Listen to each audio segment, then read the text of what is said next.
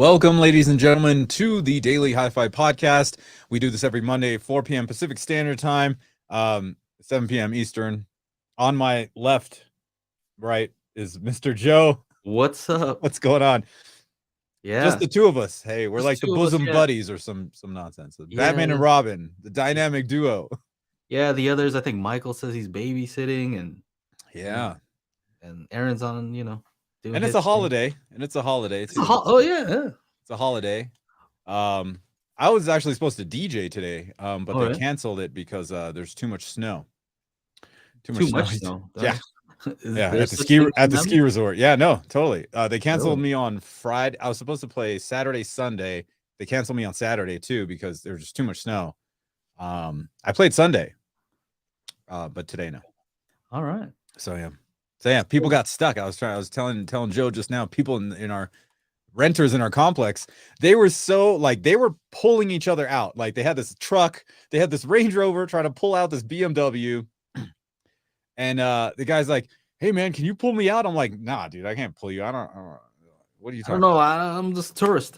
Yeah, they're just a tourist. So then I get our green car, which is a short little sedan, all ready to go. I'm like, "Hey, you guys, can you back up your truck real quick?" Because they brought in another truck to help tow out this BMW.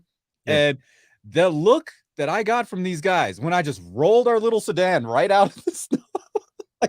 like how they're like, "How are you doing that?" I'm like, Quattro and snow tires. That's Audi and snow tires will Yeah, pretty much beat out everything else.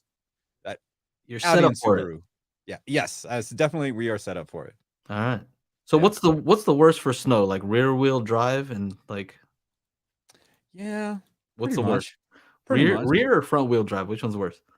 I think pulling the car along front wheel drive is a little bit better as opposed to having to push. Okay. Right? I guess it Right. depends on whether you're going up or down too, right? Yeah, that's Where's the true. weight? Yeah, distribution. And trucks with four-wheel drive, leave the snow in the truck bed. So if the bunch of snow fell, leave it in the truck bed so that the rear wheels actually have Oh, weight look at to it. got all the tips. All right. Yeah. Best for snow is any electric, Tesla preferably. Actually, my buddy was up here in his Tesla and I drove. You know why? Because Tesla doesn't have air suspension. In my Q7, I raised the car all from dad wagon, which is like the lowest, speediest thing, to like 5 inches up. And man, we went to dinner on Saturday night when there was a ton of snow. Woo! Yeah, good thing we didn't take the Tesla. We're talking about all this car stuff, but you know what? I'm kind of curious. What is the difference between a 4x4 and all-wheel drive? From what I've heard, 4x4 is only two wheels when you go in reverse. And then you might have to select 4x4. All-wheel drive is just all-wheel drive all the time. Okay. Or forward, reverse, sideways, whatever. All right. Yeah. Well, there you have it. There you go. Rear-wheel drive if you're on a racetrack. Yes. For fun. Just for fun. Fun factor. All right. What's going on? Anything else new with you with audio stuff? You reviewing anything new? Actually, I was fixing some files from the social calibration, so spatial audio. So the social calibration toolkit. Sure. Yes. It fixes your Facebook too, along with your home theater. Kidding. So basically I was running some files and kind of fixing a couple, and I was testing them, right? I was testing them, and lo and behold, and it was the 5 ear level callouts, and lo and behold, my front height right was not working. This is upstairs, because I haven't really tested anything upstairs recently. I've all done all my testing in here. I'm like, wait a second, what the hell's going on? I played another call out. I played the M2TS version, then I played the MKV version. I'm like, there's still no sound coming from that speaker. So I was just like, okay, it could either be the speaker, it could be the wiring going up to the top there. So what I did, I went to the back of the amplifier, and the front height left speaker cable and front height right, I just swapped those. I was like, okay, let's see if it's a speaker. Let's see. So it's troubleshooting, right? Just troubleshooting. Is something with the amplifier? Is the because I'm using the Marantz Pre-Pro. Is it my XLR's messed up going to the amp? It could be a lot of things. Sure. So as soon as I did that, I went ahead and played the call out again, and I got front height left coming out of the right. I was like, okay, it's not speaker. And then front height right came out of the left. I'm like, wait a second, what the hell? So I guess I guess the banana plug was just not in all the way, Yeah. something. But Just blame like it on the I dogs. haven't even touched it. I haven't It's the gone back dogs. there. I haven't messed around with it. It's always good to have the spatial audio calibration toolkit by your side. Yeah, to let Yes, you know what's working, what's not working. that's right. And once it's working and you get it figured out, everybody's happy. You know what I'm saying? And That's yeah, right, ladies and sometimes you just gentlemen. gotta check it out once in a while because you could have it all set up perfectly, and one day it could just, who knows what can happen? Somebody tripped over a wire. I don't know. Somebody moved something back there. Well, you know what's funny? My friend from college was here in Mammoth, first time skiing. He brought his whole family, and he's the person that went from a TV to a sound bar, and then from the sound bar to a receiver. Mhm. And I had those Klipsch RP 600Ms, I just gave it to him. Yeah. Told him, yeah, buy this dead in 2400H, whatever, you'll be fine. And then he got he bought the like Rel 10-inch subwoofer that I have off me. And then bought a center channel, bought some surrounds. And he's like, man, I had everything set up. And then one day, I don't know what happened. I think one of the kids like pressed some buttons on the remote. He's Mm. like, and everything just sounds like crap. And so that was one of the things, that you do have to watch out for when you take this step to the AV receiver world, is that Mm. couple of, couple of button presses here and there and everything goes Oh yeah, sideways. you can make it sound pretty bad. You know what's cool on Denon and Moran's? You can lock it out. Oh, really? Yeah, you can lock the settings. Well, Have you tried that? what's that? Have you tried that? Just locking the settings?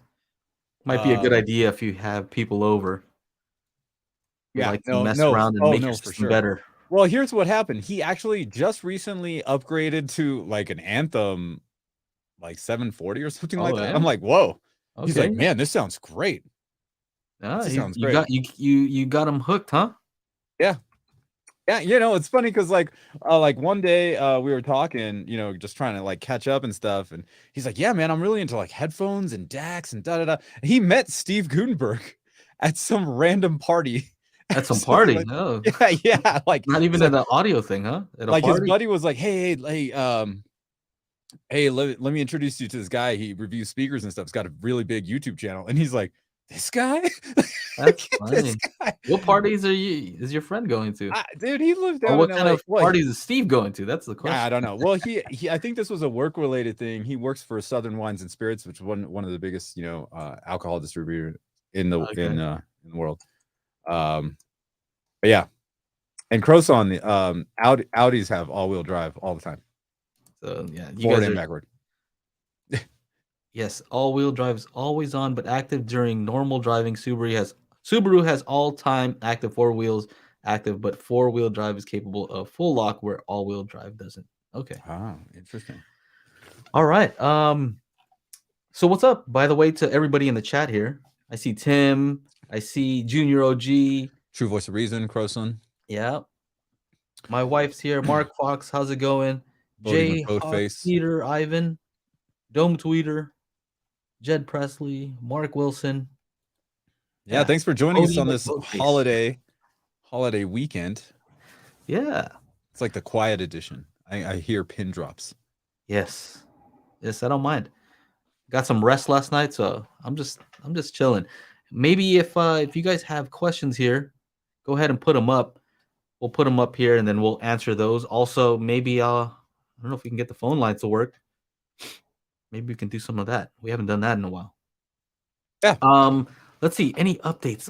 I remember, shoot, I should have made a note because there was something I did want to talk about that I forgot about. Notes. Trying to think. Audio related. I've been reviewing a bunch of speakers all at the same time, right? Mono price. I saw the mono price. Yeah, it's MTM 100s. I have their Audition series. I have the SBS Prime Wireless Pro. I have the Oh, I Calibrating gotta open Audio those. MM6.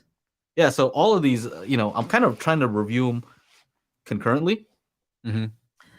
And one thing that I'm trying out that's different, that is kind of counterintuitive, but actually makes a lot of sense, right?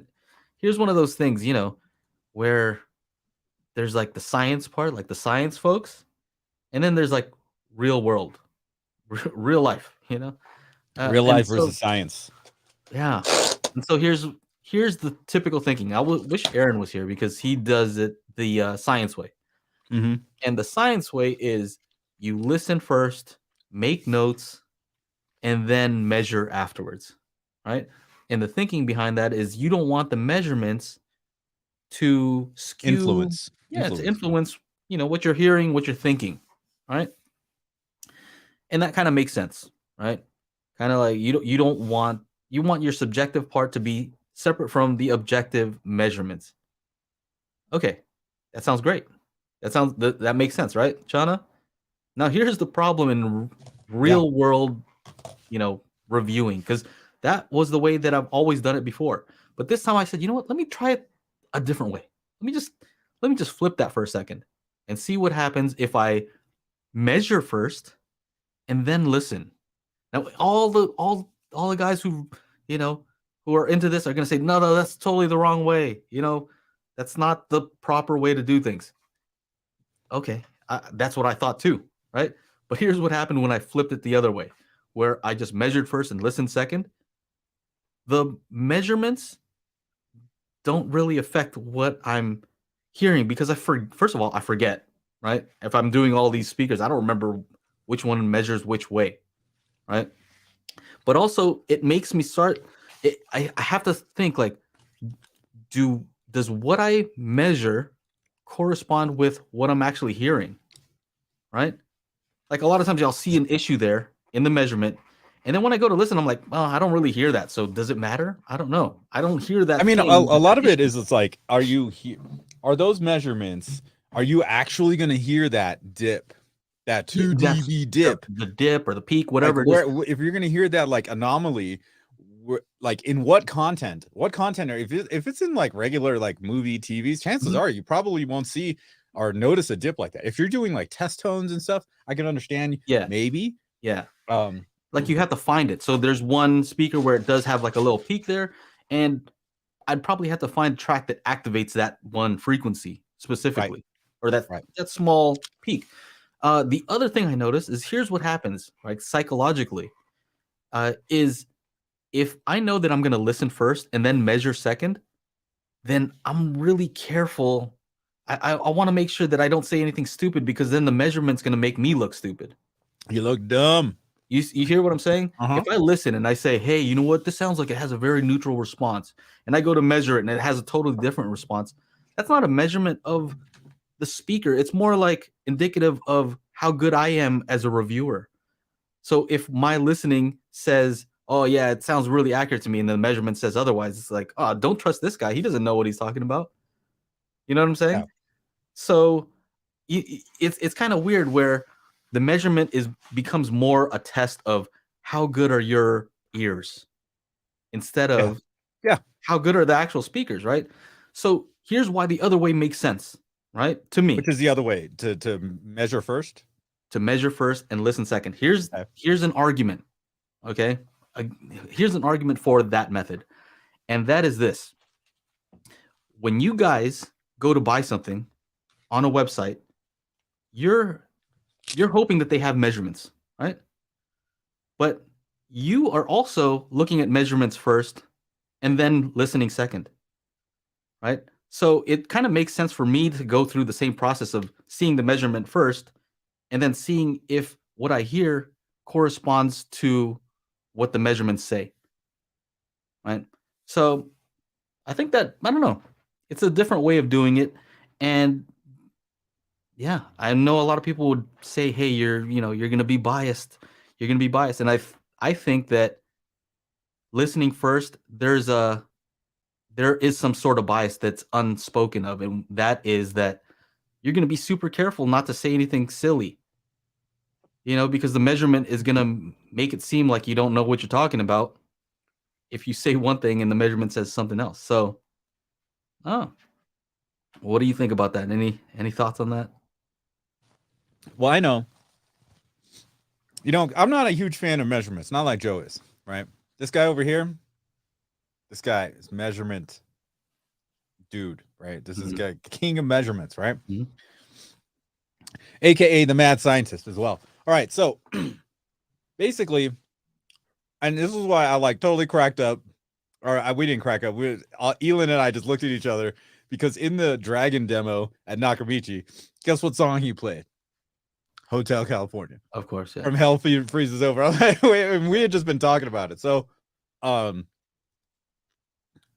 mean, I would just listen, but I listen to certain tracks, right? And Joe, you already know these tracks, right? I'm gonna play the what is it? I'm gonna play that Hell Freezes Over, Hotel California. I'm gonna play the Florence and the Machine. Mhm. Excuse me.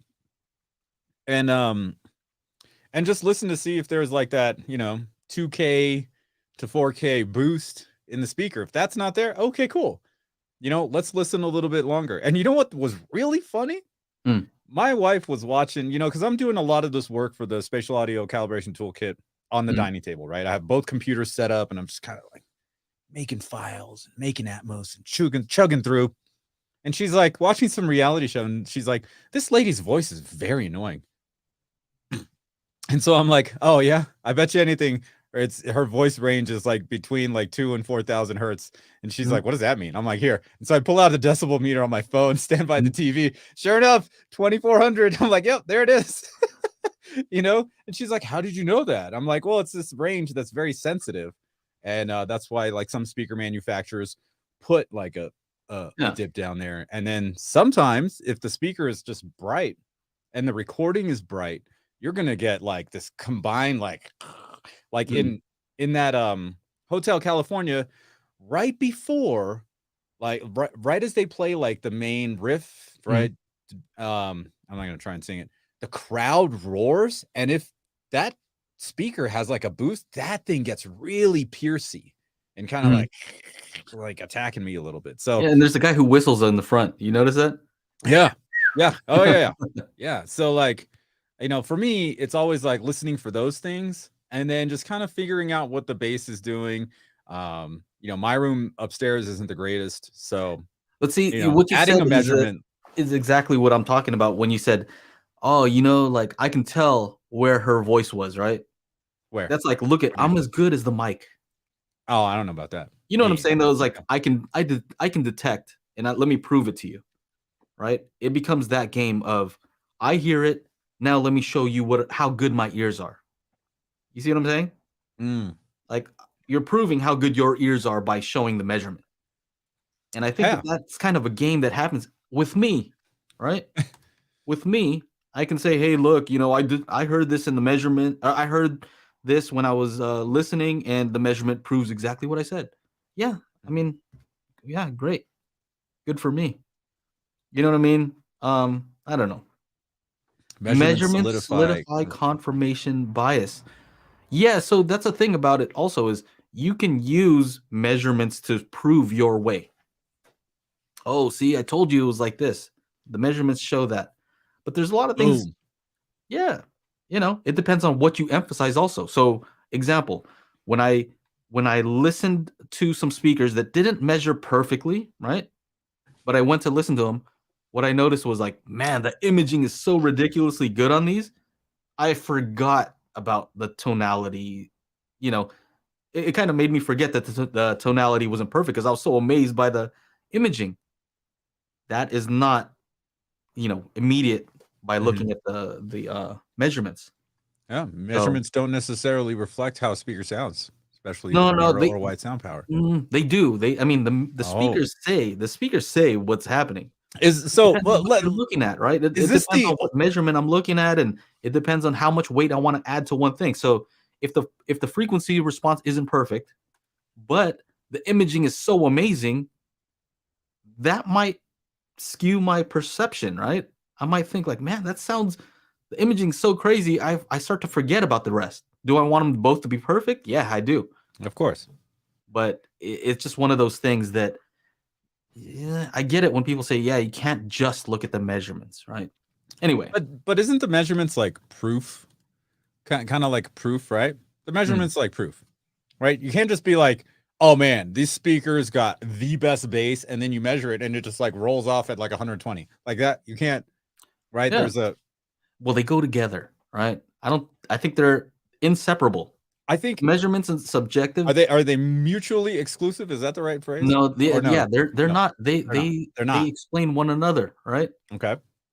But it's that there's so much complexity when it comes to a speaker. There's different facets, and it depends on what you're focusing on, right? Mhm. So a question that I don't think enough people ask is, what is more important to you? Is the frequency response, the flatness of the frequency response, more important than the frequency range, Mm. right?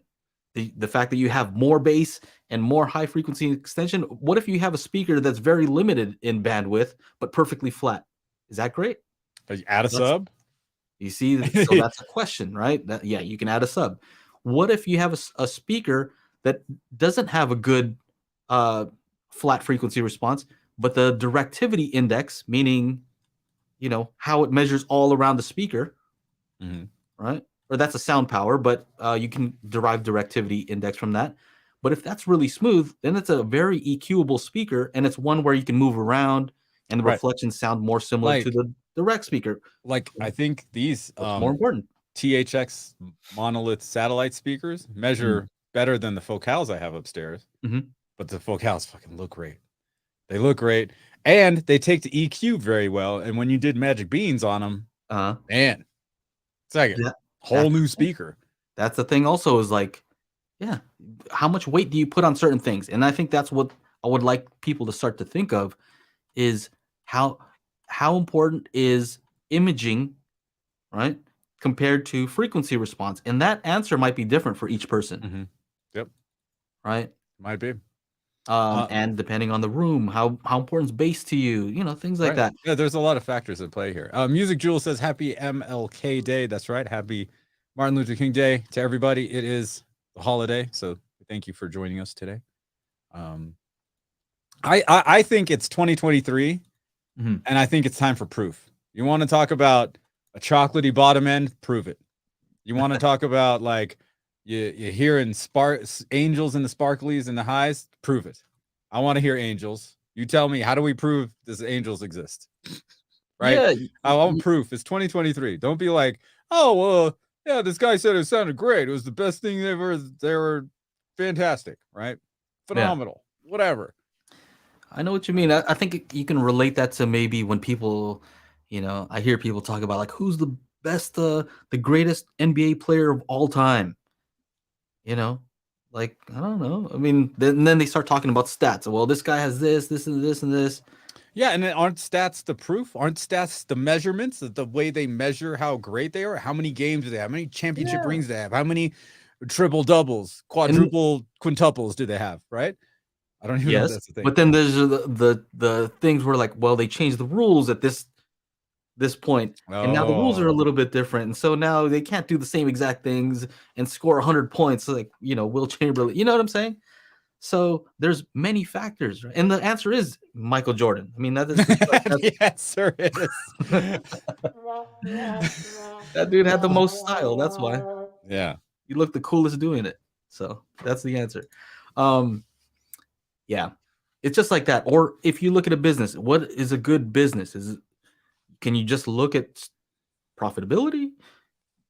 Those are just the stats, right? But how do people feel about the company? Is the company giving back? There's many different things to look at instead of just numbers. Numbers tell, as much of the story as you want to focus on. Yeah. Let's see. I'm gonna start starring some stuff here. I started already. Let's start at the top. All right. Question from Alvin. If you're beginning down the separates rabbit hole, what channel count amplifier is best to start off at? 2, 3, or 5? I guess that depends on how big your system is, and if you think about it this way, if you go with more 5-channel, like if you go with 2 5-channel amps, you could be good, but you could go with the 3-channel for your front stage and then a 5-channel for 5 other speakers. It's tough. Like I know, like I have 9 speakers upstairs, but I have the 10th. I have the Voice of God channel, so I have 2 5-channel amplifiers. Yeah. Done deal. Done deal. Down here is a different story because I have 11 speakers.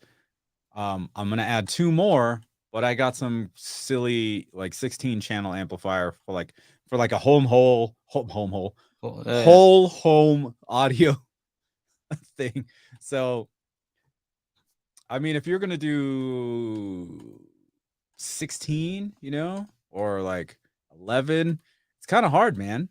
Yeah, here's the thing. Okay, so I have a 7, a 5, and a 3-channel amp, and of course I have some 2-channel amps lying around, right?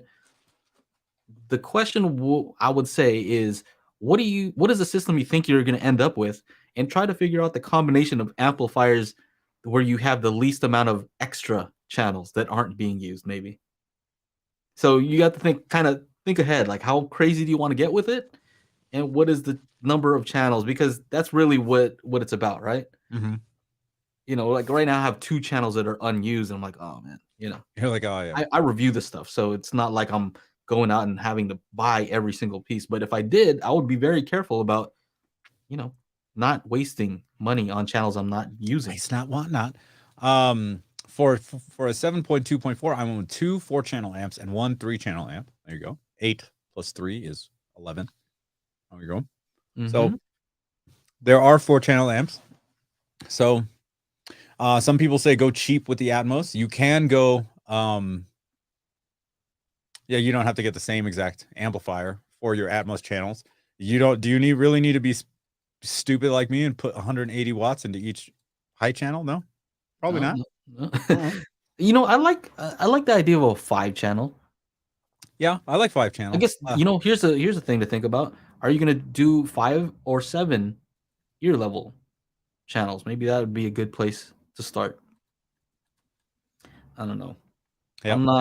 I'm not one to put too much weight on amplifier power. Yeah. I mean, like, that Dragon soundbar thing that that I'm supposedly hating on. yeah. That thing has 15 digital amplifiers in there. Wow. Yeah. No, it's loud. Dude, thing's loud AF. Loud AF. All right. Joe and Tell, what's up, buddy? Can't find your video you did on Oro 3D and Dolby Atmos combined speaker placement. That's hidden somewhere on your channel. No, that might be on AV Masterclass. A lot of these videos, they don't get very many views, to be honest. Like, almost not worth it for me to make, or not worth it for me to, keep around, make a few pennies on YouTube.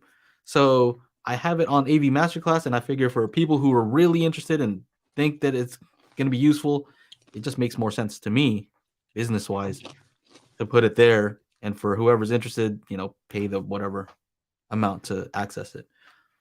So that's the way that works, Yeah. Going back to amps, Boy Junior says, I vote 7, 5.1 plus 2 Atmos minimum. If you think about your bed layer, if you have 7 ear level speakers, if you were to get a 7 and then a 4 or a 5-channel, right, you can have your 11 channels covered.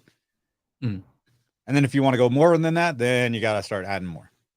So there are some 11-channel amplifiers, like the one I think Michael still uses, the Monoprice one, the Monolith one. Yes, 11X or something. Mm-hmm. I had the 9X. It worked out really well. Heavy as shit. Yeah. Heavy as hell.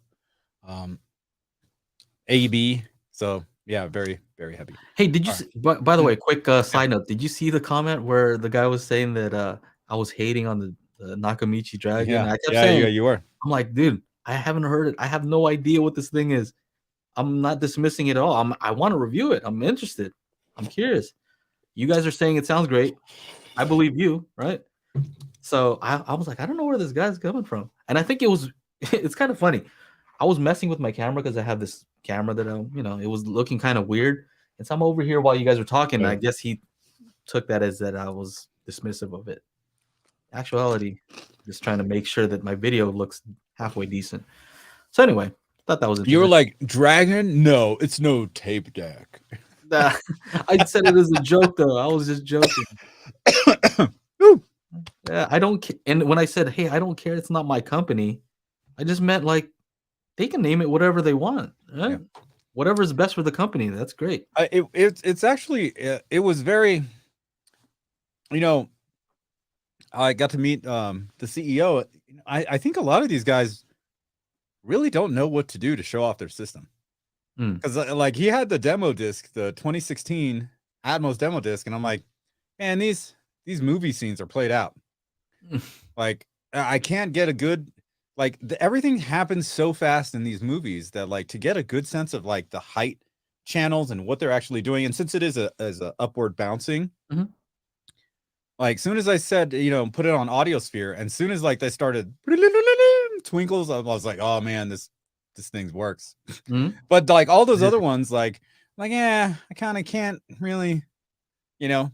I mean, if he did, you know, play, I'm gonna send him an email and like be like, yo man, if you played my 916 call out while I was there, so we could actually experience it, I would be all in for the Dragon, right? Now, but now I gotta wait. Well, yeah, that's fine. So a question I had was, do you think that most of the height aspects that you were hearing from that system were from the rear speakers bouncing it up? No, they were coming from the front ones, or all of them, or so they have 4 up front, 2 at 10 degrees, 2 at 20 degrees, and then the ones behind. We were in the front row.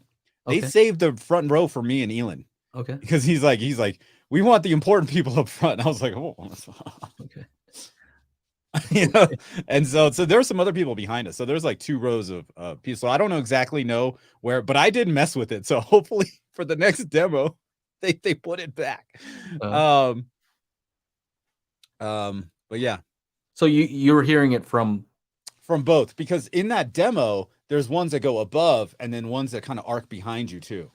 So yeah, the Audiosphere demo, if you guys have not seen that on the 2016 Dolby Atmos demo disc, it's pretty legit. How was the integration between the speakers and the sub? Because that's usually where sound bars fall apart.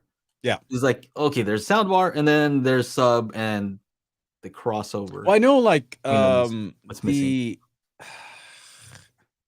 It's loud.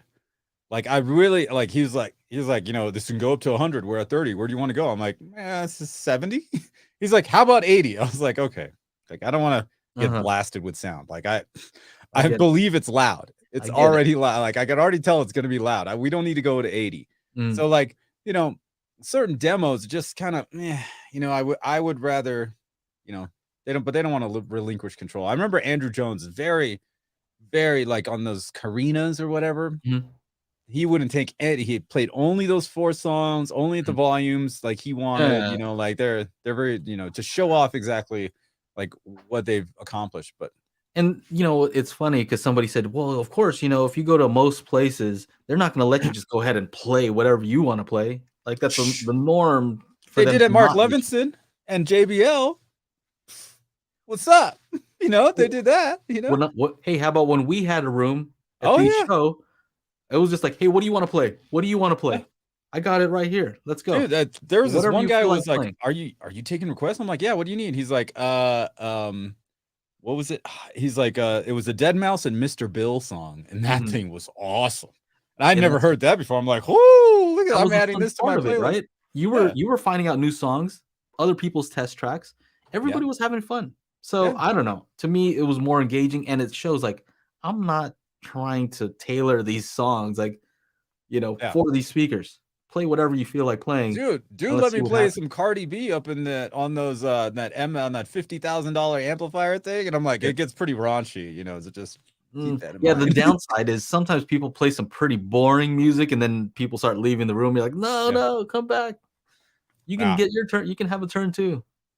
So yeah. Anyway, yeah, not hating on the soundbar. I'm okay with it. What are some other questions we have here? Here, this guy's asked this a couple of times already. Ali, or Ali, or Ali, Ali. Are you guys able to send pink noise to each of the Atmos speakers? REW only sends 7.1 signal. Well, I mean, there is something that will allow you to do so. So yeah, what is that, Chana? I'm pulling it up on screen. Where did it go? There it is. Boom. This is what you need, Ollie. This is the world's first Dolby Atmos calibration disc. It's made by yours truly and the guy upstairs, Joe. Me and Joe and I made this for this simple fact. Yeah. Joe said, "Hey man, I know you got this Atmos thing. Can you make me some pink noise and we can throw it all around the room?" So this will, no matter from 512 to 916, we can put pink noise in every channel. We got sweeps in every channel. Impulse response in every channel. Oh yeah. So yeah, it was an issue that I was having because when I was doing calibration for people, I would have to have them switch out the speakers, so plug the heights into where the ear level ones are, and then I'm able to access them with HDMI using REW. But it was a hassle, and a lot of times they wouldn't put it back in the right place, and it took way more time. And I said, man, I wish I could access the height channels. Now now we can do that. So that's a lot of people are excited about this and been selling pretty well. I've heard somebody also say, well, can't you just use the pink noise that's coming from the AVR? Maybe for like level matching. The problem is sometimes that pink noise is not anything particular. Ours is specific to there's a certain frequency range for the main speakers and a certain frequency range for the bass, and that's what we use as a standard for level matching, because it can vary. If you make that range different, you may level match a little bit differently, right? Yeah. So I don't know. I think it depends on the AVR. Maybe there are some AVRs that are putting out some good pink noise when you're doing the level calibration, because the AVR can access all the channels. But I can say that I don't think that what's coming out of the Denon and Marantz is what I would use for level matching, and I've tried it. I've tried using the noise that comes from there. It's not. He's got a follow-up question. Is there a tutorial to do this, since REW needs to connect to the receiver? Like, how do you measure when the pink noise is played through the disc? Yeah, well, you can always measure in REW. REW has a generator where it puts out the sound, and then I guess what you're saying is, how do you do a sweep, right? So we do have sweeps where you can record the sweep, and you can actually import the WAV file into REW. And it's as if you took the measurement using the generated sound from REW. So you can do it that way. You don't even have to have REW here. If you were able to record using a calibrated mic, record on the computer, and come back to your main computer with a bunch of recordings, then you can import those. So yeah. The pink noise out of AVR is without the Atmos decoder. Okay, that's interesting. All right, yeah, that makes sense, because they're just accessing each channel. Yeah. But the problem is just that you don't know what kind of noise that they're generating from that. Right. And it's different with every AVR, right? Yeah, no, it totally is. Scruff King Man, it's a Blu-ray, so you would need a Blu-ray player, right? We have the digital version available, so if you have like Plex, Shield Plex, that'll work it too. Right now with the pre-order is $100. You pre-ordered the disc, you get the digital files, and we just did a huge update at the beginning of the month. So pre-order is going till January 30th, spatialcd.com. Get it before the price goes up. Do I need the disc if I already have Dirac Live? You don't need anything. You don't need this disc. There's nobody who needs any, I'm not one to oversell anything, including my own stuff. There's definitely no need. There's no need for a home theater. There's no need for any of this stuff. Yeah, you don't need any. Want it? That depends. Do you want to check to see what Dirac Live did? Do you like to manually tune stuff? I think it's useful to double check just to make sure that, maybe Dirac Live did a great job, but like Chana, maybe something got disconnected, and it's a good way to just kind of check things, make sure that things are set up properly. Chana, you gave an example last time where the subwoofer itself had a setting that was weird, and Dirac did its thing. It can't control that, but you were able to say, hey, that sub is not set up properly. Yeah, because I went through the speaker, the crossover points, and I was just like, something's weird.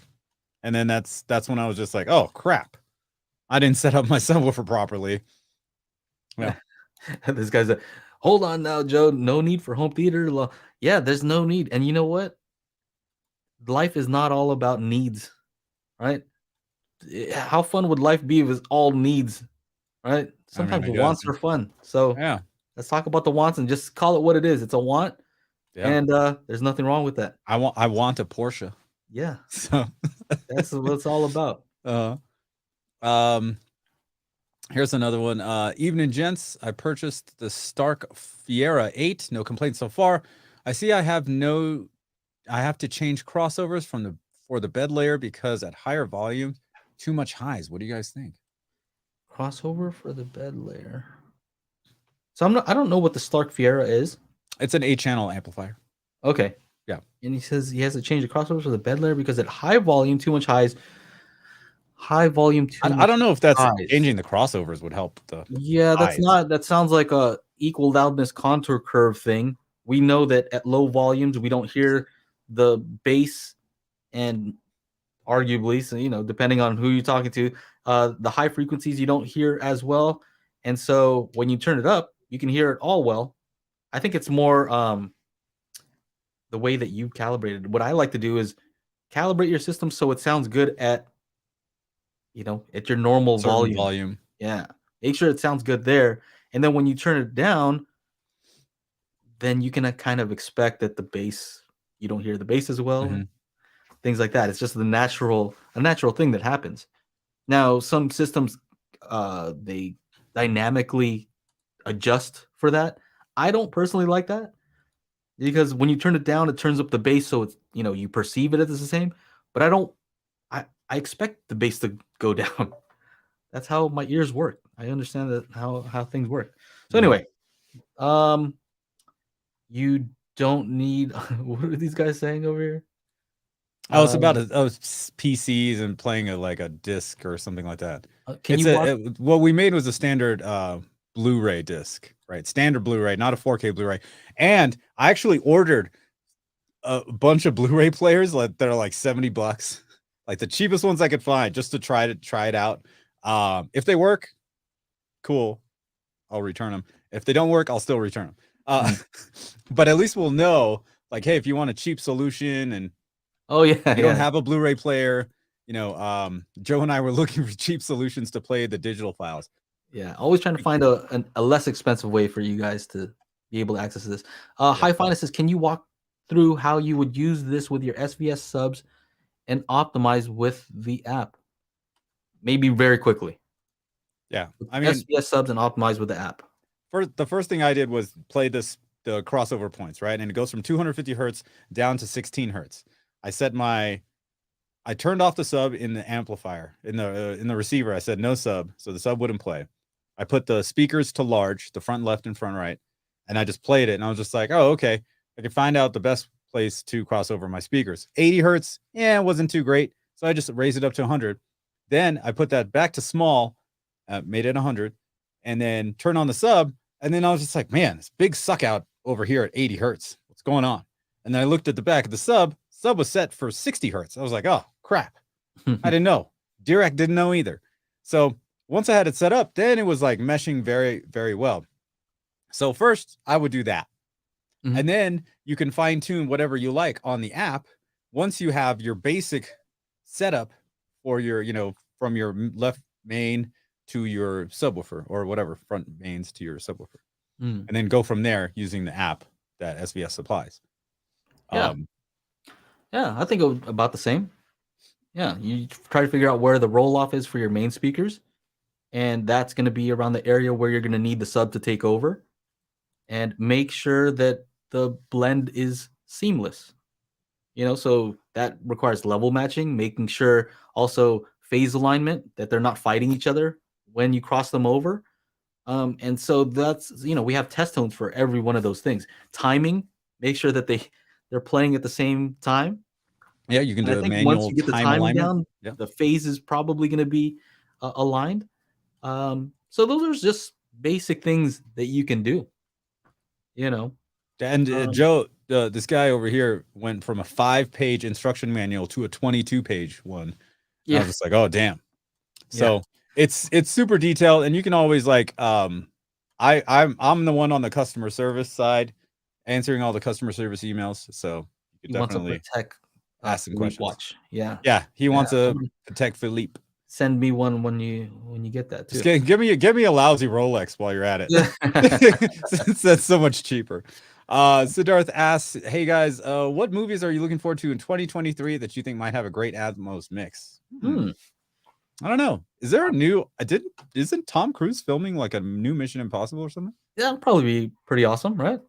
He's I into mean, that. He's in the 20, making sure your frame rate is right on your TV. right? Yeah, exactly. I mean, if he would to hire us to do the mix, Mix it. I There you mean, go. then I would be looking forward to it. Yes. Other than that, I don't really know too many movies that are coming out this year. I don't really pay attention to that. There's just so many other things going on. Yeah, well, I'm hoping for awesome Atmos tracks. Yeah, we should get some. Oh yeah, John Wick is coming out in March. That's right. So There we go. hopefully that should be a good one. Definitely the gunshots are going to be on par. Like they're going to be ka, ka, ka, ka, ka. Check out the Hotel California song by Gypsy Kings. Yeah, that version is pretty awesome. Is that? Sure. Yeah, it's in the Big Lebowski if you don't remember. Oh, okay. How do you measure bass detail? What is bass detail? Right? Are you talking about, the way I take it is a lot of people talk about bass texture, right? And the to quality me, of the bass, yeah, right?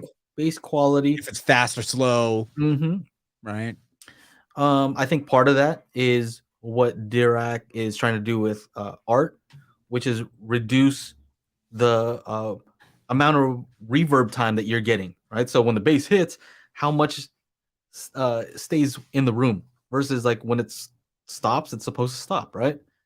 So that's one aspect of bass detail, because the other frequencies mask it, right? So if you just hear like boom, boom, and it just keeps going, then you're going to lose out on some detail. But also, I think that may refer to that you hear different tonality within the bass. So a lot of subs, they might have a big old peak somewhere, right? So they sound like one note. When they hit that note, boom, you hear it like it's just one note. Versus when you have a flat bass response, what you start to hear is, oh, there's this bass note and there's this bass note too, and everything in between. Right. And I think a big part of it is just having a flat response for your bass, in your main listening position. Yeah. At least, right? So if you can hear all the bass notes, then you'll have more bass detail than if you're only able to really hear one bass note. That's right. All right, next one. How's your NAD T778, Joe? I'm considering purchasing one and curious if you still think it's great. Yeah, I still have it. Do I think it? Yeah, I mean, I think it sounds great, right? If I run Dirac Live on that thing and play some Atmos stuff, even with the internal amps, I think the internal amps are pretty impressive. Some nice Class D amps in there, quiet. I think it sounds great. Right? I like the screen on there. I think it looks cool. The remote is huge. And yeah, that's the only thing that I think, kind of the interface I'm not too used to. Some things can be improved. What is it? Blue OS? Is that what they call it? Yes. Yeah. That is still one of the best streaming methods that I've found. Second to Sonos. Sonos is number one, easiest, works with everything, and then second is Blue OS. But the only thing is, it doesn't have Auro 3D, which I prefer to use when there's not a good recording. Right. So if it had that, I don't know why. I wish they would just add that, because if they had that, I would just probably put it back in. Except now I have more channels, so maybe not. I might use it here though. Yeah, I think it's a great. Yeah, I think it's great. What else? All right, we got another one here.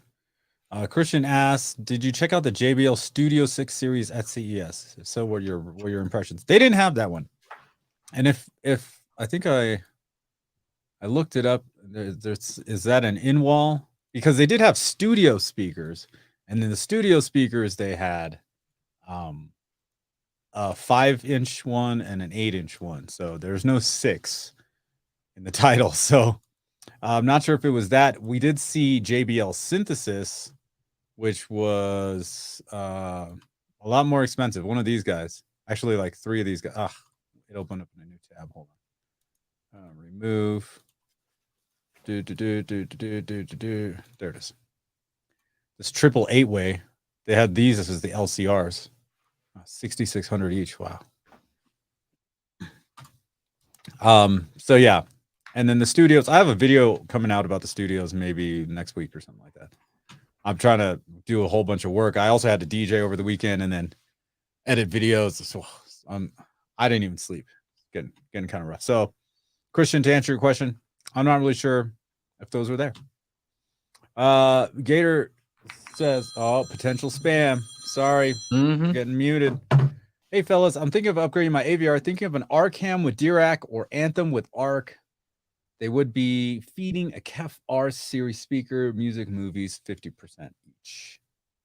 What do you think? I haven't tried any Anthem stuff. Oh, that's right. That's right. Well, considering I have, they're pretty much on like they're on par. I think at this point, with what you're talking about, it could be more of like user friendliness. How do you like the look of the unit? You know, the menus are sparse on both of them. I'll tell you that right now. Like,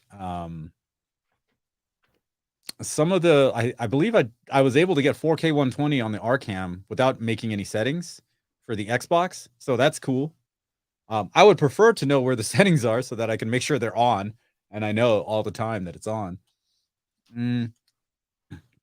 As far as internal amplifiers to drive those KEF, I don't know about that because I always had mine externally powered. Wow. What? That's a tough one.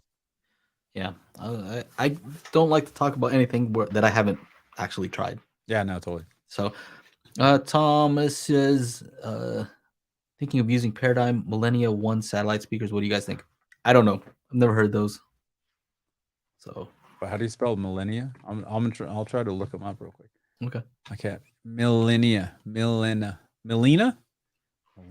So you see, you're gonna go based on specs, right? Looking at the specs first. Look at you. Millennia. What was the number by it? Millennia 1. Oh, these little things. Okay. Little satellite speakers. Let's see. Okay. Let's go to Crutchfield, Aaron's favorite place to shop. Gloss white. That'll help out with the laugh factor. $349 on back order. Ouch. Oh, they look cool. Are those concentric right there? Or is maybe this top one is. That's just a waveguide, huh? Is it? I guess they're gonna make it 3 ways. Yeah. Right. All right. Let's see. 120. Ooh. All right. Okay. 89 dB. Okay.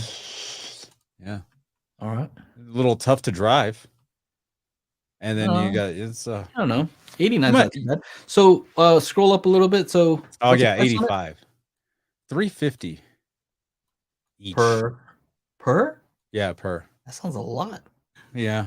Does it have like a mounting bracket, wall mounting bracket? Does it looks like these things swivel or something. Okay. The bottom, but I don't know if it does. Yeah, I think you would get these if you have all like paradigm system and you just want to match everything. I mean, just based on the specs to price, I would say they look a little bit expensive. They look cool. Yeah. They look cool, but they look a little bit expensive based on the specs. Yeah. But I haven't heard them. So I can't say. They might do something crazy good that I don't know about. 100%. All right. Jayhawk says, I did a demo in my theater yesterday. We watched 300. I forgot how great the Atmos. Yes. That is a great Atmos mix. 300. 4K disc, hands down. Now, people always like diss on it because you got a lot of film grain in the 4K transfer. Yes, you do. It's there. But don't worry. Atmos, fantastic on that one. High Finest, this is back Okay. to the subwoofer thing. Okay, so he was asking, how do you adjust the SVS subwoofer using the app? Mhm. And he says the follow-up question was, do you adjust the phase in the app or distance in the AVR? And I would say both.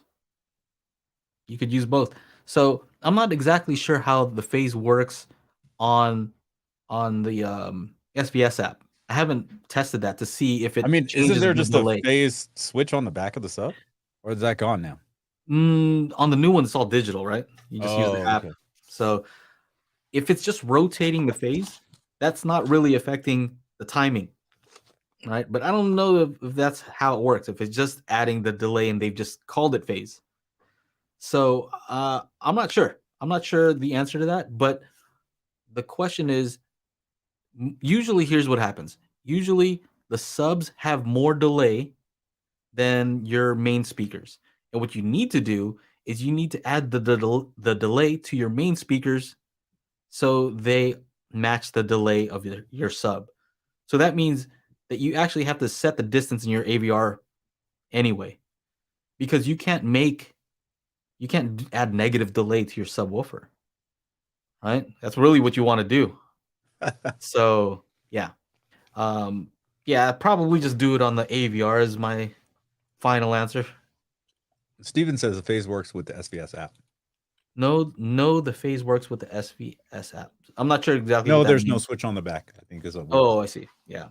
I think that's what it says. Mm-hmm. But where the phase starts to come in handy, though, is if you have multiple subs, right? Now you want to make sure that those subs play nicely together prior to setting stuff in the AVR, because the AVR might not be able to do that. It might not be able to adjust each one independently, right?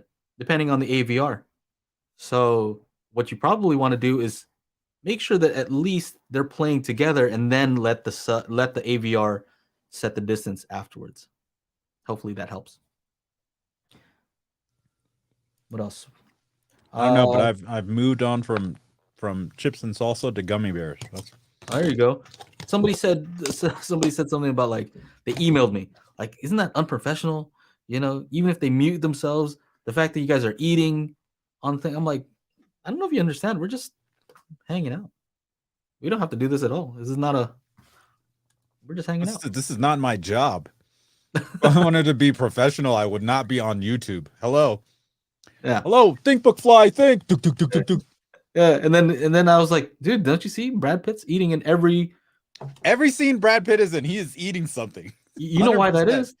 Because there's this breakdown on YouTube talking about how they're like, eating is not really a nice looking thing to do. Yeah. But they found, here's what they found, that when people are eating in a movie, there's a correlation between the success of that movie and the scenes eating. No way. And the people eating. Movies with people eating in it. Why is that? And they're saying because it's very relatable. Everybody eats. So it's more realistic. Like, look at this guy's eating. I don't know what that has to do with what we're doing, but if it's good enough for Brad Pitt and the Hollywood movies, good enough for Techno Dad. Yeah, there it is. You're just adding to the value, huh? That's right. All right. Let's see. Opinion on using studio monitors for 5.x.4. I can get 9 channels for about $1,000 if I get Cali Audio or JBL Iris. Is there anything you should look out for? LSR. Yeah. A lot of the size of your room. The size of your room and how far away you are from those monitors. Because remember, these monitors are supposed to be near field. You're supposed to be like less than 3 feet away from these things. So my cousin tried to do this. He got like a Marantz Pre-Pro, and he was using Atom studio monitors, like the Atom X7s or 7X or whatever. Mm-hmm. God, awful. It sounded so bad because we were so far away. And he's like, man, I spent all this money and I don't even like it. I was like, well, why didn't you talk to me first?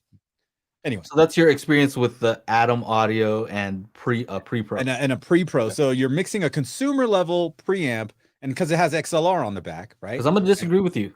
Okay. I'm gonna disagree, but go ahead, continue. Go ahead, hater Jay. Put on your glasses. You got to put on your glasses.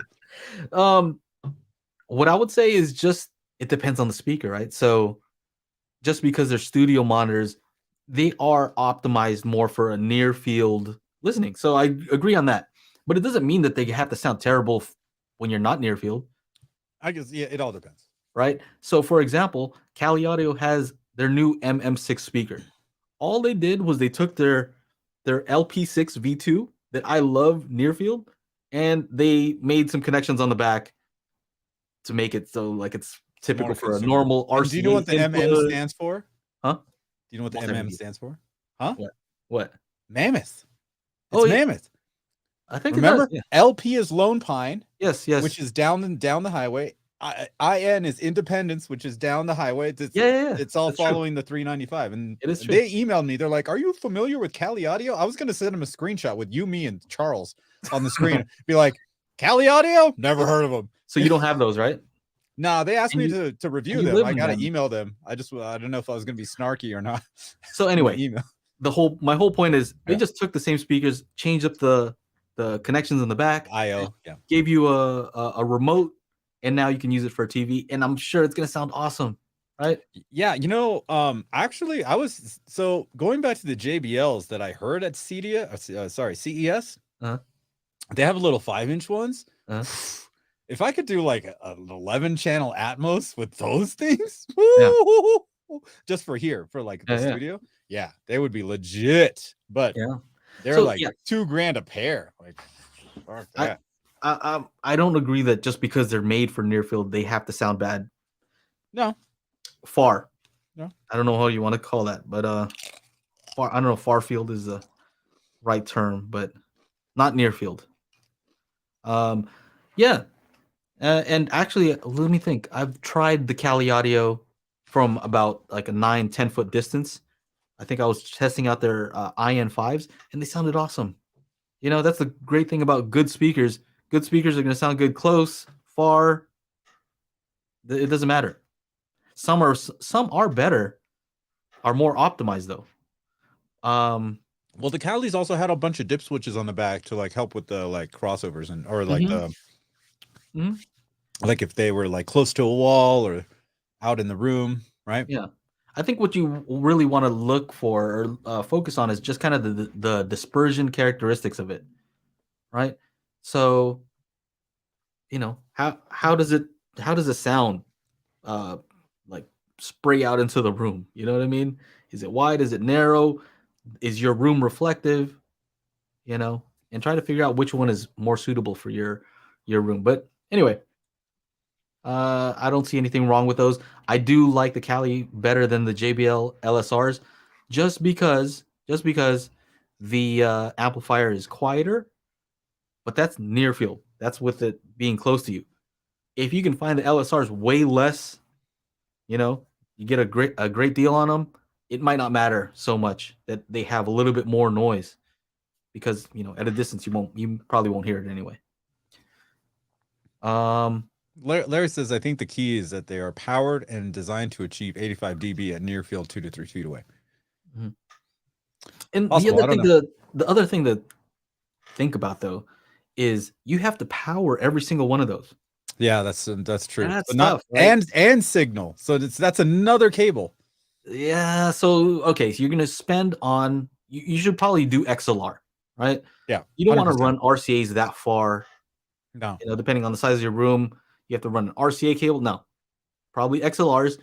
Those might get expensive, and then you have to have a power. Some place to power each one of those. Yeah. Versus if you have a passive speaker, all you need is a speaker cable, which are pretty pliable, right? Because some of those power cables, those IEC power cables, thick, The problem is now that you're sending each one of those a low level signal, right? Mm-hmm. So when you're sending a low signal, there's more chance that whatever gets into it is going to be amplified at the end. Versus on a speaker, you're sending a high signal already. You know what I mean? It's already powering. It's already there. It's already ready already. Theodore says, is sitting 12 feet away from my RP600M from my left and too far? Big open space living room for my theater. The answer to that, in my experience, is no. No, not too far. Why is it not too far, Joe? I don't know. Chana sits 14 feet away. Wait, no. Wait, no. There it is. Play all of them at once. Yeah. Damn it. All right. Yeah, I said 14 feet away. So I had them at 14 feet. I don't think anything's wrong with that. They're clips. If you got a good amp, okay. I had like 250 watts going to each of those things. So not a problem. I think with a good receiver, if you're just doing stereo, you should be okay. Here's a question for you. Do you find that speakers that are more directional, like with a narrow pattern, are better when you're far, or ones that are like wider pattern? Because you've had Martin Logans. I had the Martin Logans were like, but like it was so hard to get a good like center image on those things. Okay, so you want something a little more laser like focused. Yeah, more focused. Okay. I think so for farther away. Yeah. I mean, at the end of the day, like I would if we're doing 5.1 or 5.1.4 or whatever, I could be hearing more out of the side surrounds than anything else. Right. And when I want to listen to music, it's going to be 2-channel with the sub now. So yeah, I think you'll be fine, Theodore. Build your own XLRs with some Mogami.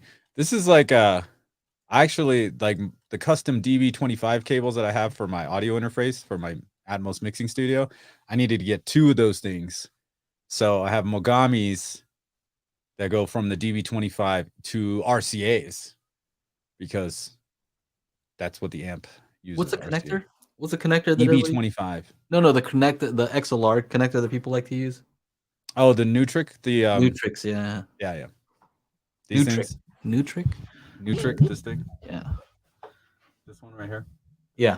This is a Mogami right here for the microphone. Yeah. Nutric. Mogami and Nutric, and you're set.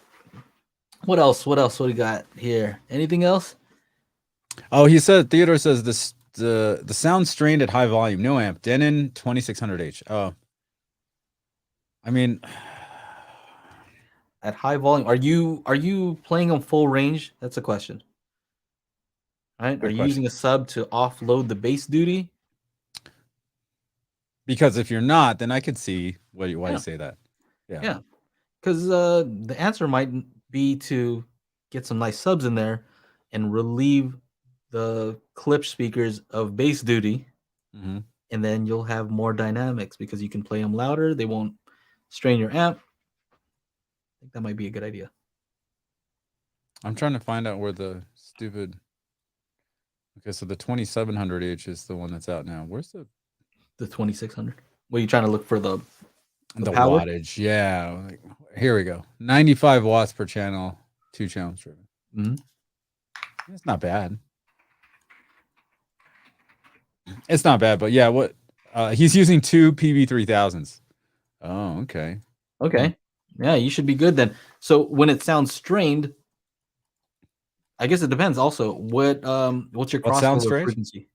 Oh, crossovers. Yeah. How do you have it? And then you ran the Dirac, I mean the Odyssey. So I would assume he did that. We'll see. 7.2 system. Yeah. And also, did he say the size? Is this for just stereo, or is this strained for multi-channel? 7.2 system. If it's a multi-channel thing, then maybe an amplifier would probably be your. Oh, you can't get one with that receiver. Yeah. He has the Demon 2600H. The Demon, not the Denon. The Demon one. The Demon. That's the. I raise your Denon. I call your Denon raise it with the Demon.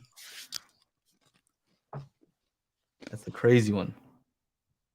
What is it? What do they have? Hellcat and the Demon, right? That car multi-channel. Okay, for multi-channel, I would say you probably need more power. I want to know what the size of the room is and where he has these crossed over. Okay. So Theodore, if you can answer those things, size of the room and where your crossover is. That's what Joe says. What Chana says is get the fattest amplifier you can find.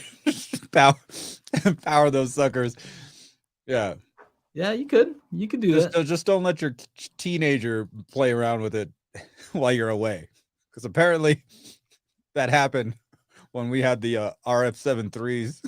Well, the thing is, I just don't want somebody to buy, an expensive new AVR and then power amps and find out it's something else that's an issue. Like, what if your No, tweeter's 100%. blown on one of them? Like, No, I totally agree. I what totally is, agree. I'm just kind of what is the messing around. issue? What is the issue? Because I can't see how some clip speakers that typically have some pretty okay sensitivity. 98 dB usually. Yeah, I think those ones are 98. Let's just bring it down to a realistic, whatever it is. It's not low sensitivity. He says it's at 80 hertz and it's a big ass open space living Okay, room. so 80 so the size hertz. of the room. So the size of the room is the thing. Okay, probably. next question. Next question is, what is your What's the listening volume? level? What is, when you say loud, if 0 Strained at decibels high is volumes, reference, right? what What's is high loud to volume? you? Yeah, what's the high volume? Yeah, what's high volume to you? So I'll tell you what, I don't actually listen to a whole lot at high volume. Hmm. You know. Oh, so I went to go DJ while he's answering the question. I went to go DJ and they moved everything, right? So we're at one side of the bar. I guess Ski Patrol under one level down was just like we couldn't hear our radios. So they moved me onto the other side of the bar. Only half the bar gets music. The other half, like, I can put on the little speakers at the top of the bar, but they sound so, they're so ass. And then like halfway through the bar, there's like a little bit of delay. So I can hear, like, especially on claps, right? It'll be like, ta, ta, ta. I'm like, oh, everybody's sitting in this area of the bar is hearing this weird shit. So Steve, he sits 12 feet away from his speakers. Yeah. So far, pretty far. That's 12 feet far, is pretty far. Yeah. He says big ass room. Yeah. 2 PB 3000s, 80 hertz crossover. PB 3000s. And then the last question is, how loud is loud? Yeah. If he's gonna say like plus, right? Oh yeah. Like plus, okay. Minus 8. Okay, so he listens pretty. So minus 8 dB is pretty. Damn. Yeah, that's pretty loud. That's pretty loud, bro. Okay. Wow. Minus 8 dB. I can see. Was thinking of upgrading to 3800 with 11 channel amp. Yeah. 8 minus. So he's listening. So depending on how big this big ass room is, yeah. I mean, there is gonna be a point where you need more amplification, right? Or bigger speakers. Yeah, bigger speakers would do it too. Yeah. 3800 with an 11 channel amp. I would go 3800 with a 5 channel amp. Offload your or just a 3 channel amplifier just to get your front stage over to you and give them like 150 watts each. If you can guarantee like 150-ish watts to those front 3, I think that would help you out. And another plug for our spatial audio calibration toolkit is, if you could play those speakers, right? So disconnect your sub, but keep your crossover in place, and then play pink noise through those speakers at minus 8 dB or even louder, right? Turn it up a little bit louder and see if there's any one that's particularly, straining. And then we have one that plays all of them at the same time. So that's the worst case scenario. Pink noise through all of them, and then see, is it straining when you're playing that? And where is it straining? Is it straining on the top end? Is it straining in the bass area? Like, where's the bad noises? Where are the bad noises coming from? Or it could be that there's one speaker Loud that's blown. noises. Is this not true? There could be one speaker that's kind of blown, and it's hard to know. And then you hear like, and you don't know which one it's coming from, but it doesn't sound good. So, figure it out first. Figure out what the cause of the issue is first. And then when you determine it's definitely 100% that I'm not feeding enough power to these speakers for my size of room at my listening position, there's just not enough power. Right? Okay, then upgrade. But make sure it's that. Croson says something is odd. Sounds like some room treatment is needed. My Klipsch and HSU sealed subs have no issue with the volume, but I do have an 11 channel separate amp. So yeah. Steven's saying the same thing I am. Denon with the 5 channel amp. Yeah. Yeah. Just make sure, go ahead. I like the recommendations of using external amplification, but just make sure that is what you need. Yeah. You know what I mean? If you're balling and you don't care, I mean, your test could be just to buy those. Buy me one then, too. if that's I'm kidding. Kidding. Don't buy me shit. Don't buy me. Do buy the spatial audio calibration toolkit, but I don't need any more amps. Yeah. Do not need. We have a little testimonial right here. Thank you. Oh yeah. To someday one. Hi, I bought the spatial audio CD and you guys did a great job. When you are doing the timing, how do you recommend using? What are you listening to get great sound? Oh, so the timing thing is basically you're using your left speaker, front left is reference. And you play the timing, right, of like the other speaker. So it'll be left and whichever other speaker, right? So let's say the front right, right? And what you're going to do is you're going to go into distances. When that's playing, it's like, and you hear me say 1, 2, right? You need to make sure those things are lining up. And so if you go into distances and change the distance of the right speaker, the one that you're trying to move around, and you get those to line up, you'll hear it lock in, right? And then you do that with each speaker, left and the next speaker, right? And then you change the distance. You don't change the distance of the left speaker. You change the distance of the other speaker. Yeah. Yeah. That was all Joe. Listening to that was all Joe for a great sound. What are you listening to for great sound? I think timing is one of those weird things where I don't know that there's any particular test track that I use for that, but when you play some of the spatial stuff that you've heard a million times, when you have the timing right, it's just like, oh man, everything just blends so nicely. Yeah. What else? So thank you. Yeah.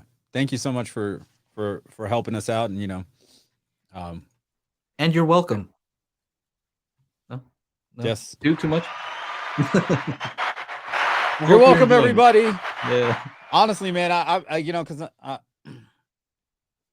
sometimes I'm a little full of myself. Sometimes I am too. I like myself a lot. But honestly, dude, I like.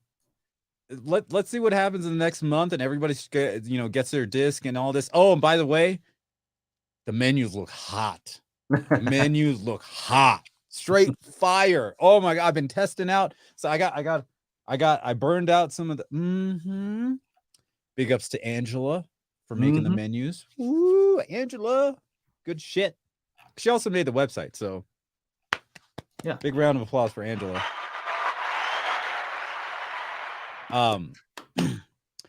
Yeah. It's gonna be awesome. I feel like I never got to it. Dude, this could be the best upgrade for your home theater. Think about $100. What can you buy for $100 that'll have a really good effect on your home theater? You just reminded me. I got to make that video. I recorded it, and I said, yeah, I know. I'd be surprised. I wouldn't be surprised if maybe we got a product of the year by some of these I know. I think who knows. So here's the thing, right? I heard who was it? Tom Andrea at AV Rant. He said I can think of 99 reasons, because he was talking about the price, and I thought it was kind of clever because it was $99, and he said I could think of 99 other things to get, and I thought, all right. So I'm like, all right, let me make a video and try to think of what are other things that I could buy. Like, what else can you buy to make your system better for $99? And so that was the whole video. I still need to make it, but I already recorded it. And now, I'm trying to think of different things that you can do. Yeah, get a calibrated mic, get REW for free. I think that's a great way to go. That'd be my number one choice. But I've said that many times for many years, and people still don't do it. So what does that tell me? That they probably don't want to do it, right? They want to do something else. So I don't know. That's the whole video. We'll have to wait and see. I have some other ones there, some other recommendations for around $100, and we'll see how that goes. Let me share something real quick that's kind of funny. Because you said, what'd you say? You like yourself, or what'd you say? I'm a little full of myself. Full of yourself. You have to be, I think, in this game. right? What If you're game? What making game are YouTube we videos, playing? let me share this one just for fun. Scrabble, Parcheesi. What are we playing? Look at this. Taboo. I love Taboo. Look at this guy. So this is on a previous daily HiFi video, right? What is going? Okay, this is too small. So is it? Yeah. Okay. So anyway, this guy says here, I'm gonna call him out. Where are you? Right here. Caleb. Caleb Dennison? No, Oh, no. Kale. He says, I think Joe is kind of aggravating out of the 5. Was only familiar with Aaron before subscribing. Oh. All right. And I said, I also talk the most, so I have the most opportunities to annoy someone. It comes with the territory. To be clear, I don't like you much either. Just kidding. I don't know who this person is. I don't know who you are at all, but I do like myself. So if you don't like me, then I know we disagree about at least one thing. Yeah. There you go. So there it is. Kale. Hater. Spears and Munsell who? No. I mean, we kind of think about this as a Spears and Munsell for your Atmos, your Atmos home theater. Because I know the Spears and Munsell is for video. I'm pretty sure I met them at the TV shootout. I think I met Stacy Spears at the TV shootout and talked to him a couple times. Because they're making a new disc, and their disc, the new disc is there. They've been having like setback after setback, but they got some really cool shit on that new disc. They have this one pattern for OLEDs, for OLED burning, not OLED burning, but OLED run-in, right? For 100 hours. It has a little dot, like a little pixel, and it alternates for each color, white and black, and then red, green, blue on every pixel, but it's all like all in this like weird thing. So it's like not the whole, like I would just run a slide and then it gradients into a new slide. That's what I have. But it does like every pixel, like all like in this weird order, and it looks really cool too. So that's on their new disc. That was the last time I met them at the TV shootout I was a part of. What is it? The Value Electronics one. Yeah. Oh yeah, it's not a video thing. Ours is not a video thing. Ours is strictly audio. So yeah. True voice of reason. Snowboard. I tried skiing once, could not. I can't coordinate my legs, my feet to turn at the same. Doesn't work. Snowboard, much better. He says my whoops. Oh no, he says this guy says that's crazy. Joe is such a pleasant person. Am I a pleasant? I don't know if I'm a pleasant person. I don't know. Like, look, the first time Joe ever made contact with me, he said it was kind of a backhanded comment. This is the least awkward video I've seen of Cedia all day. Yeah.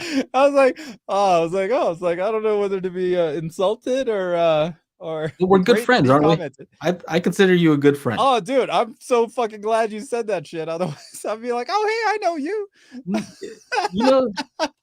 Sometimes you just got to keep it real. You know what I mean? Yeah. You got to just keep it real. And I probably people will smile in your face, and they don't like you very much, right? So, Oh yeah.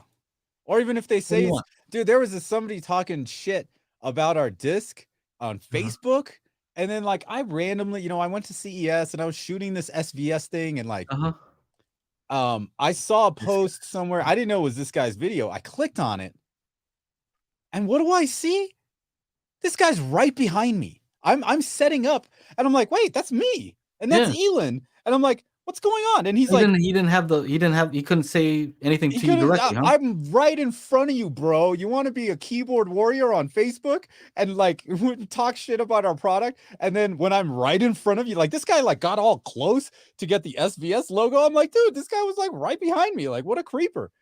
Like, and you didn't want to like say, hey, I think you're scamming. He said we were scamming people, right? In the Facebook post or whatever. These are dangerous words. I'll just say it straight up.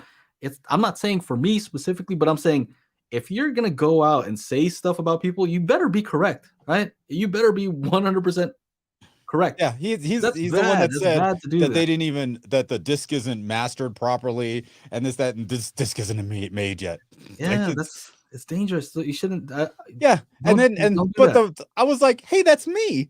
I'm like, oh, this is this guy. Yeah, I was like, oh, you didn't have the balls to tell me, hey, Technodad, I think your product is shit. That's all you had to say. It's not like I'm gonna punch you or something. I've just been like, I was like, oh, is that you? Oh, okay, cool.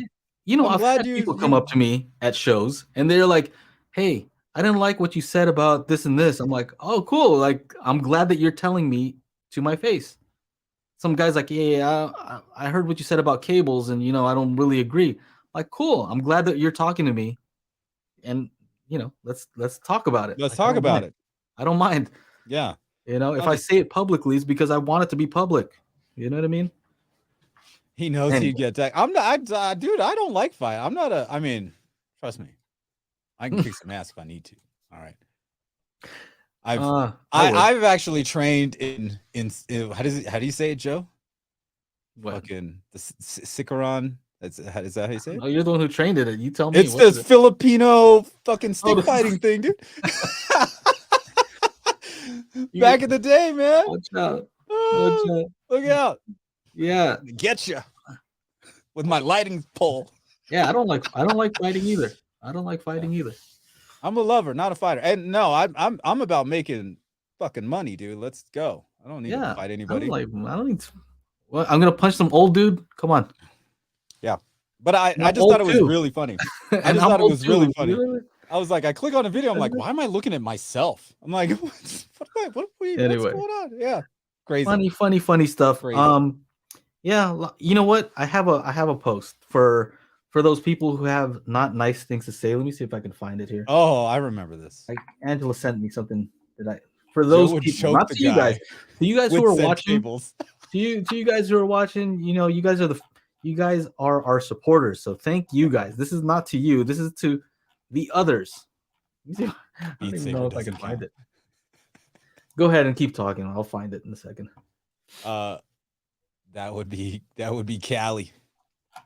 It was in the Facebook. There we go.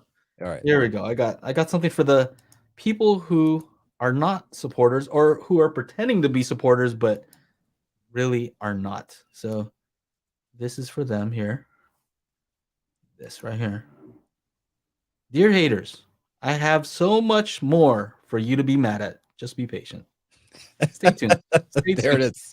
Stay tuned. Stay tuned, baby. Yeah. Yeah. So yeah. Funny stuff. Yeah, man. 5:30. You guys want to wrap it up? I know. Yeah. We can. I know the football game's going on. My wife is texting me about watching the game. Yep. We do have our after show, so I'll be over there. I'll be in there for a little bit. Yeah. That is for sure. Got some more gummy bears to eat. Patreon.com/Daily HiFi. If you want to jump into the after show, do a video chat with myself and Joe and whoever's on the show at the time. Yeah. Yeah. And if you'd like to listen to the audio only version of the podcast, don't forget to go to anchor.fm/Daily HiFi. Is that, dude, I memorized that. Yeah. I didn't even remember. I was like, I'm just guessing. Woo. So yeah, for those of you that are not patrons, we will see you guys next week. And for those of you that are patrons, we will see you in just a few minutes. On behalf of myself and Joe, Mr. Joe and Tell, thank you. We'll see you guys next week.